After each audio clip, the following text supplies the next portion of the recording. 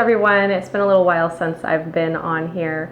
Our family has been going through sickness. We've been sick since Thanksgiving and everyone got it except for me. And then of course at the end, when everyone else is getting better, I finally succumbed to the sickness and I've been dealing with that. And so my voice is a little bit weak today. I hope that everything I say comes through all right. And I just really wanted to get on here. It's been a while since I've shared anything. I want to get on and share our Christmas morning chai recipe. It's chai made in an instant pot. And so I just love to make this for the kids. We've already made it several times this year and they love it. I have to say they love it not because it is spicy, because they don't like spicy, but they love it because it's creamy. And so even if you're used to chai being a little bit spicy, you can make this according to how much spice you want it to have, which is really great. Chai tea, or sometimes we like to call them chai tea lattes. Chai tea is actually not the proper way to say it. Chai is another word for tea in the Hindi language. Chai is another word for tea, and so if you were saying chai tea, you're really just saying tea. So you'll notice in this, I will probably just be referring to it as chai a lot of the time instead of saying chai tea or chai tea latte. But to get started, we're gonna get our Instant Pot out. You're gonna get all of your spices together, and these use whole spices. We're not making it from a mix. We're not making it from a powdered mix or a concentrate like you can go to the store and you can get chai tea concentrate. We're gonna make it homemade. We're gonna be able to control the sugar level, and we're going to make it with whole ingredients. So I like to use 2 cinnamon sticks, and I like to use spices that are used during the holiday season. These are spices like cloves, cinnamon, cardamom, allspice, and I like to use these anise stars. I think that's how you say it, anise. I never know how to say things properly. I go for it. So you can also add in so many other spices. Fennel is often used, peppercorns are used, there's so many things. And this recipe you can find on my website, Hilltop in the Valley. I'll put the link below so you can go there, you can print out the recipe and have it in front of you for Christmas morning or whenever you want to use it. At that post, you can see all sorts of different spices that are used, as well as places that you can find these spices. And it's also important that you have a good black tea to use. You can either get these just in the packets or you can use loose leaf tea. So you're gonna start out by cutting up your ginger. I use fresh ginger and I like to cut it into a 1 inch by 1 inch size. And then I will peel the outside and thinly slice it up.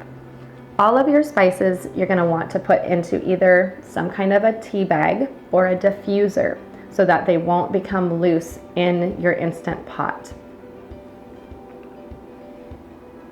You're going to put 4 cups of water into the Instant Pot, as well as your tea bag or diffuser filled with your spices. I like to leave my cinnamon sticks out and just put them in separately because those are easy to just grab and get out.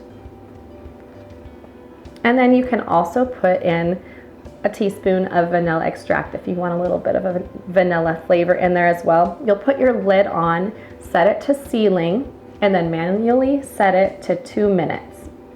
This will take around 10 minutes for it to get up to pressure, and then it will start that 2-minute timer. As soon as it's done and the timer goes off, you can come over and you can vent the steam out, let the pressure come all the way down before opening it up, and then you're going to add in your black tea. Once the black tea is in, put that lid back on and you're going to keep it on low. You're going to let the tea steep for 3 minutes, get that tea flavor in there, and then as soon as 3 minutes is up, remember, we're not bringing it to pressure during the 3 minutes. We're just letting it steep in the heat. Once the 3 minutes is up, you can open up that lid again, take out your tea bags, and take out your spices. Unless you really like spiciness in your chai, you can leave the spices in if you want them to make it an extra spicy flavor. All right, now the fun part, we're gonna add in our sugar, and there are so many different ways you could do this. You could use maple syrup, you could use coconut sugar, you can use plain sugar. I like to use the sucanat. You could use brown sugar, that would give it a nice deep flavor. So many ways that you could make this unique.